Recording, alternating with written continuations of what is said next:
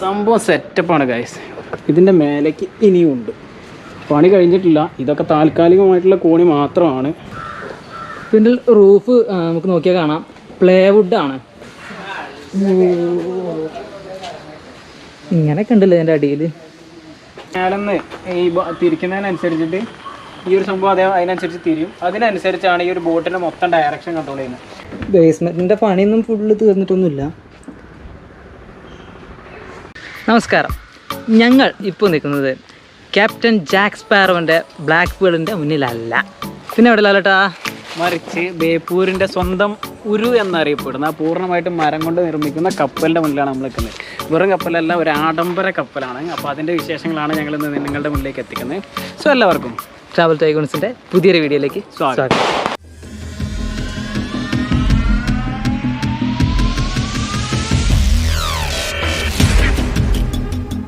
ഇവിടെ മെയിനായിട്ട് 2 കപ്പലാണ് ഇപ്പോൾ നിർമ്മിച്ചുകൊണ്ടിരിക്കുന്നത്. 2 ഉരുവാണ് നിർമ്മിച്ചുകൊണ്ടിരിക്കുന്നത്. സത്യം പറഞ്ഞാൽ ഞാൻ ഈ സംഭവം കണ്ടപ്പോൾ അന്താളിച്ചു പോയി. കാരണം ഉരു എന്ന് പറയുമ്പോൾ നമുക്ക് ജസ്റ്റ് ഫോട്ടോസ് കണ്ടുള്ള എക്സ്പീരിയൻസ് ഉണ്ടെങ്കിൽ പോലും ഇത്രയും സെറ്റപ്പ് സംഭവമാണ് ഉരു എന്ന് പറയുന്നത് ഞങ്ങൾക്ക് അറിയില്ലായിരുന്നു കേട്ടോ. ഇതെന്ന് പറഞ്ഞാൽ ഒരു പക്ക ഒരു ആഡംബര കപ്പലിൻ്റെ ഒരു ഇതിലാണ്. ഒരു മരം കൊണ്ട് നിർമ്മിക്കുന്ന ഒരു വലിയ ഒരുപാട് കലാകാരന്മാരാണ് ഇതിൻ്റെ പിന്നിലിരിക്കുന്നതെന്ന് വേണമെങ്കിൽ നമുക്ക് പറയാം. ഇപ്പോൾ നിർമ്മിക്കാൻ ഉപയോഗിക്കുന്ന മരത്തടികളൊക്കെ നമുക്കിവിടെ കാണാം. ഒരുപാട് തേക്കിൻ്റെ പീസുകളൊക്കെ ഇവിടെ കാണാം നമുക്ക് കേട്ടോ. ഇപ്പോൾ ഉപയോഗിച്ചതൊക്കെ ആൾറെഡി തേക്കാവും തോന്നുന്നു. ഇപ്പോൾ സത്യം പറഞ്ഞാൽ പണിക്കാരൊന്നും തന്നെ ഇവിടെ ഇല്ല.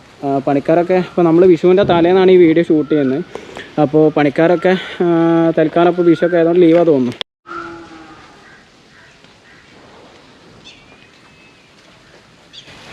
എന്താ സെറ്റപ്പില്ലേ? നമുക്ക് എന്തായാലും അതിൻ്റെ മേലെ കയറിയിട്ട് അതിൻ്റെ കുറച്ച് വിഷ്വൽസ് നമ്മൾ നിങ്ങൾക്ക് കാണിച്ചു തരാം. ഇപ്പോൾ ഈ ഒരു സംഭവമൊക്കെ കണ്ടോ, ഇത് മൊത്തം തേക്കിൻ്റെ പീസുകളാണ്. അപ്പോൾ ഇതിന് പണിയാൻ വേണ്ടിയിട്ട്, അതായത് ഉരു നിർമ്മിക്കാൻ വേണ്ടിയിട്ട് ഉപയോഗിക്കുന്ന മരത്തടികളാണ്. കൂടുതലും തേക്കനെയാണ് ഉപയോഗിക്കുന്നത് തോന്നുന്നു. ഞങ്ങൾ സത്യം പറഞ്ഞാൽ കുറച്ചും കൂടി ഡീറ്റെയിൽ ആയിട്ട് ഇതിനെപ്പറ്റി, അതായത് ഇവിടുത്തെ പണിക്കാരായിട്ട് ചോദിച്ച് മനസ്സിലാക്കണമെന്ന് വിചാരിച്ചിരുന്നു. അപ്പോൾ പണിക്കാരായിട്ട് ഇവിടെ ആരുമില്ല. ഇവിടെ ഒരു സെക്യൂരിറ്റി ചേട്ടൻ മാത്രമേ ഉള്ളൂ.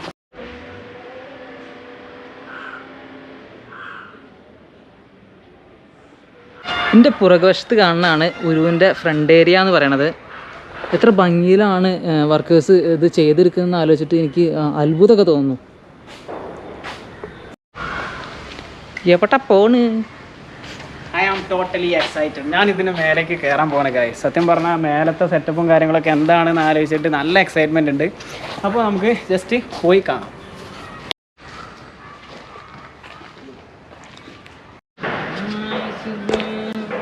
നമ്മളിപ്പോൾ ഈ ഒരു കോണി, ഇപ്പോൾ കണ്ട കോണി കയറി നമ്മളിതാ ഈ ഒരു ഉരുവിൻ്റെ മേലെ എത്തിയിട്ടുണ്ട്.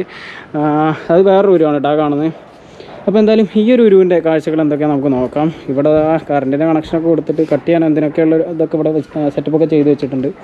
പണി നടന്നുകൊണ്ടിരിക്കുകയല്ലേ, കംപ്ലീറ്റ് ആയിട്ടില്ലല്ലോ. സംഭവം സെറ്റപ്പാണ് കേട്ടോ. ഒരു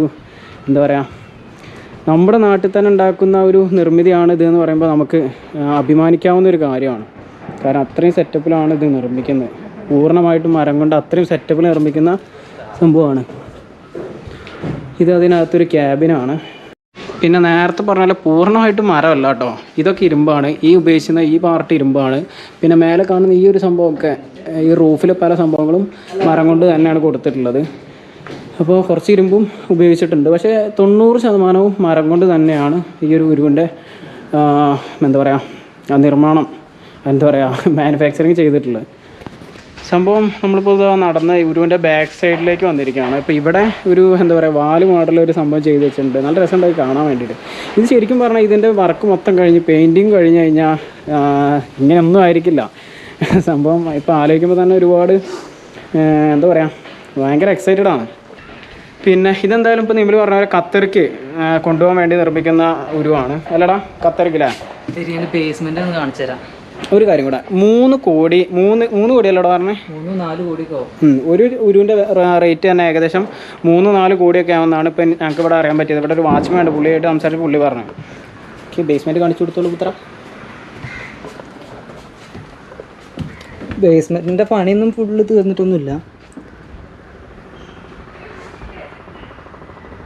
ഇവിടെയൊക്കെ അതിൻ്റെ എൻജിൻ ഡിപ്പാർട്ട്മെൻറ്റും കാര്യങ്ങളൊക്കെ വരെ എവിടെയാവും തോന്നുന്നു. ഈ ഉരു കണ്ടപ്പോൾ എനിക്ക് ജാക്ക് സ്പാരോൻ്റെ ബ്ലാക്ക് പേൾ ഇല്ലേ, പൈറേറ്റ്സ് ഓഫ് ദി കരീബിയനിലെ, അതിനെക്കുറിച്ചൊക്കെ എനിക്ക് ഓർമ്മ വന്നത്. അത്രയ്ക്കും മനോഹരമായിട്ടാണ് ചെയ്തിട്ടുള്ളത്. എന്തല്ലോ അതിൻ്റെ മുളക് കയറി സംഭവം സെറ്റപ്പാണ് ഗൈസ്.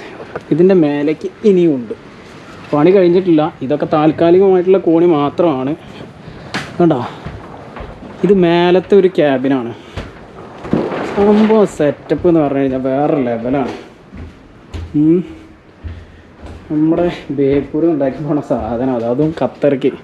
ഇത് ശരിക്കും പറഞ്ഞു കഴിഞ്ഞാലേ ഇത് ഫ്രണ്ടിലേക്ക് വന്നു കഴിയുമ്പോൾ ഇത് കടലിങ്ങനെ ഇറങ്ങിയിട്ടുള്ള കാര്യം ഒന്ന് ആലോചിച്ച് നോക്ക്. ആ ഒരു എന്താ പറയുക, കടൽ കൂടെ അങ്ങനെ പോണ ആ ഒരു വ്യൂ, ആ ഒരു വിഷ്വല് സംഭവം ആലോചിക്കുമ്പോൾ തന്നെ ഭയങ്കരമായിട്ടൊരു എക്സൈറ്റ്മെൻറ്റ് ഉണ്ട് നേരത്തെ പറഞ്ഞ പോലെ. പിന്നെന്താ വെച്ചാലേ ഇതിൻ്റെ വേറൊരു കാര്യമുള്ളത്, ഇത് മൊത്തം പണി ഇവിടുന്ന് തീർത്തിട്ടല്ല പോവുക. ഒരു 90% പണി ഇവിടുന്ന് തീർത്ത ശേഷം ഇതിൻ്റെ ക്യാബിൻ്റെ ബാക്കി പണികൾ, അതായത് അലങ്കാര പണികളും പിന്നെ അതേപോലെ തന്നെ എൻജിൻ, താൽക്കാലികമായിട്ടുള്ള ഒരു എൻജിനാണ് ഇവിടുന്ന് സെറ്റ് ചെയ്ത് പോകാമെന്നാണ് അറിയാൻ പറ്റിയത്. ശരിക്കും മെയിനായിട്ടുള്ള നല്ല എൻജിൻ ഖത്തറിൽ ചെന്നിട്ട് അവിടെ നിന്നാണ് സെറ്റ് ചെയ്യുകയൊക്കെ ചെയ്യുക. പിന്നെ വേറൊരു കാര്യമുള്ളത്, ഇതിൻ്റെ നേരെ മുൻവശത്താണ് നമ്മുടെ അഴിമുഖത്തിൻ്റെ ഭാഗം കിടക്കുന്നത്. അപ്പോൾ ഈ ഉരു കിടക്കുന്നതിന് അവിടേക്ക് ഏകദേശം ഒരു 100-150 മീറ്റർ ദൂരമുള്ളൂ. അപ്പോൾ ഇതിൻ്റെ പണി കഴിഞ്ഞ് അങ്ങോട്ട് ഇറക്കാനും കൊണ്ടുപോകാനൊക്കെ എളുപ്പത്തിന് വേണ്ടിയിട്ടാണ് ഇത്ര അടുത്ത് ഉരു നിർമ്മിക്കുന്നത്. അപ്പുറത്ത് വേറെ ഉരുവും കൂടി ഉണ്ട്, അതിലേക്ക് ക്രോസ് ചെയ്ത് പോകുന്നുണ്ട് ലാലേട്ട. അതിൻ്റെ കാഴ്ചകൾ ഞാൻ കാണിച്ചു തരാം. ഞങ്ങളിതാ ഒരു ഉരുവിന്ന് അടുത്ത ഉരുവിലേക്ക് കടക്കുകയാണ്. കടലിൽ നിന്നാകുമ്പോൾ ഇങ്ങനെ പറ്റുമോ? ഇതൊക്കെ ഇവിടുന്ന് പറ്റുള്ളൂ.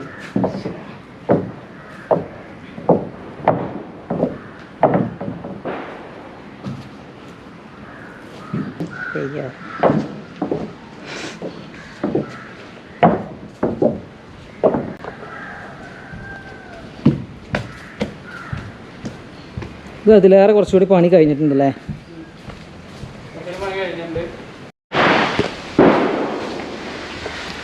നമ്മളിപ്പോൾ അതാ രണ്ടാമത്തെ ഉരുവിൻ്റെ ഫ്രണ്ട് ഭാഗത്തേക്ക് മുന്നിലേക്ക് വന്നിരിക്കുകയാണ്. ഇതിൻ്റെ മുന്നിൽ കണ്ടില്ലേ ഈ കൊടുത്ത ഡിസൈനൊക്കെ, ഇത് പണി കഴിഞ്ഞിട്ടില്ല. ഈ പലകൊക്കെ മറ്റേ പണിയുടെ ഭാഗമായിട്ട് സെറ്റ് ചെയ്തതാണ്. പണി കഴിഞ്ഞ് കഴിഞ്ഞാൽ ഇത് കാണാൻ വേറെ ലെവലായിരിക്കും. ആ പെയിൻറ്റിങ്ങും ബാക്കി വർക്കൊക്കെ കഴിഞ്ഞ് കഴിഞ്ഞാൽ സംഭവം ഉഷാറായിരിക്കും. പൊളി സാധനം.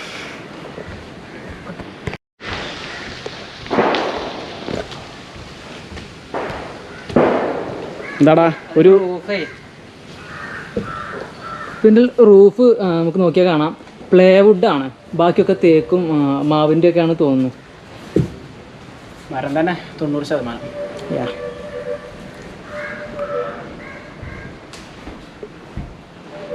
പിന്നെ ഇതിൻ്റെ ക്യാബിന് മറ്റേ ഉരുവിനെ അപേക്ഷിച്ച് കുറച്ചുകൂടെ വലുപ്പമുണ്ട്. എന്താ നമുക്ക് നോക്കിയാൽ തന്നെ കാണാം. മറ്റേ ഉരുവിൻ്റെ ക്യാബിൻ എന്ന് പറഞ്ഞാൽ ഇതിൻ്റെ ഏകദേശം പകുതിയല്ല, പകുതിനെക്കാട്ടി കുറച്ചുകൂടെ ഉണ്ട്. എന്നാലും ഇതിനപേക്ഷിച്ച് ഈ ഒരു ഉരുവിനെ അപേക്ഷിച്ച് കുറവാണ്. നമ്മൾ ആദ്യം കണ്ട ഉരുവിനെ അപേക്ഷിച്ചിട്ട് ഇതിൻ്റെ ക്യാബിൻ കുറച്ചുകൂടി വലുപ്പം കൂടുതലാണ്. ഇതിൻ്റെ ഏറ്റവും ടോപ്പ് ഏരിയ എങ്ങനെയാണ് കേട്ടോ വരുന്നത്.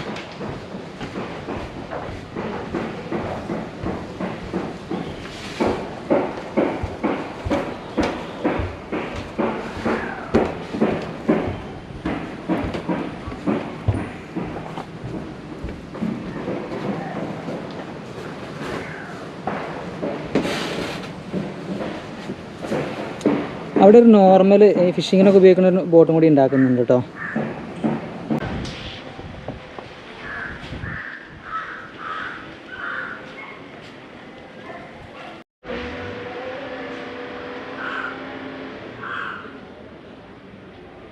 ഒരു കാര്യം കൂടി കാട്ടിത്തരാം. ഈ ഒരു ഉരുവിൻ്റെ അടിഭാഗം, ഇതൊക്കെ വെള്ളത്തിൽ ഇറങ്ങിയാൽ പിന്നെ കാണാൻ പറ്റൊന്നുമില്ല. ഇങ്ങനെയാണ് ഇതിൻ്റെ അടിഭാഗം വരുന്നത്. കണ്ടോ, ഒരു പ്രത്യേക ഷേപ്പിലാണ്. ഫ്രണ്ട് സൈഡ് എന്ന് പറഞ്ഞാൽ കുറച്ച് കൂർത്തിട്ടും കണ്ടോ, ഇങ്ങനെയാണ് അതിൻ്റെ ഫ്രണ്ടിൽ ഒരു പ്രത്യേക ഷേപ്പിലാണ് ഡിസൈൻ ചെയ്തിരിക്കുന്നത്. പിന്നെ ഇതിൽ ഉപയോഗിച്ചിരിക്കുന്ന ആണികളൊക്കെ എന്ന് പറഞ്ഞാൽ അത്യാവശ്യം വലിയ ആണികളാണ്. വലിയ ആണി സ്വാഭാവികമായിട്ടും വേണ്ടി വരുമല്ലോ, കാരണം അത്രയും വെയിറ്റും കാര്യങ്ങളൊക്കെ താങ്ങേണ്ട സംഭവമാണ്. ഇത് കണ്ടോ, ഞാൻ കാണിച്ചു തരാം. ഇതിൻ്റെ ആണി, ഇതിൽ ഉപയോഗിച്ചിരിക്കുന്ന ആണികളാണ് ഇതൊക്കെ. സംഭവം ആ ഒരു ബാക്കിൽ കൊടുത്ത ഡിസൈനൊക്കെ ഉണ്ടോ, സംഭവം അടിപൊളിയായിട്ട്. പിന്നെ എടുത്ത് പറയേണ്ട ഒരു കാര്യം, ഞാൻ നേരത്തെ മുന്നത്തെ കാര്യം പറയണ്ടേ, അതേമാതിരി തന്നെ ബാക്ക് സൈഡിൽ ആ ഒരു ഇത് നോക്കും. ഇതൊക്കെ വെള്ളത്തിൻ്റെ അടി പോകണമാണ്. ഇതൊക്കെ ഇപ്പോഴേ കാണാൻ പറ്റുള്ളൂ.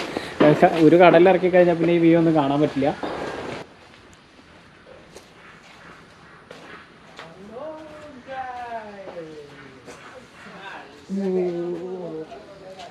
ഇങ്ങനെയൊക്കെ ഉണ്ടല്ലോ ഇതിൻ്റെ അടിയിൽ.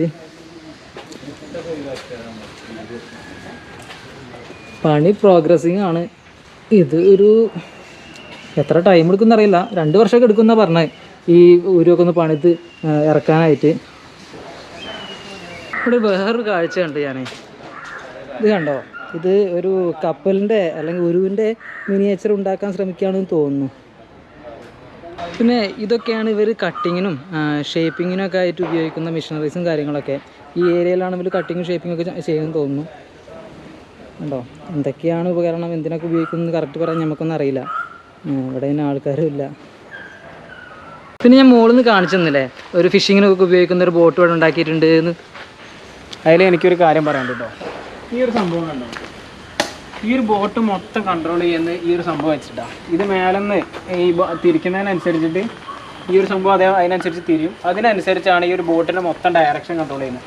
പിന്നെ ഈ ഒരു ഫാൻ മേലത്തെ ഈ ഒരു സംഭവം കണ്ടോ, ഇത് വെച്ചിട്ടാണ് അത് കറങ്ങുന്നതിനനുസരിച്ചാണ് ബോട്ട് മുന്നിലേക്ക് ചലിക്കുക. പ്രൊപ്പല്ലർ അല്ലേ? പ്രൊപ്പല്ലർ പേര് എനിക്കറിയില്ല, ടെക്നിക്കൽ വേർഡ്സ് ഒന്നും എന്നോട് ചോദിച്ചിട്ട് കാര്യമില്ല.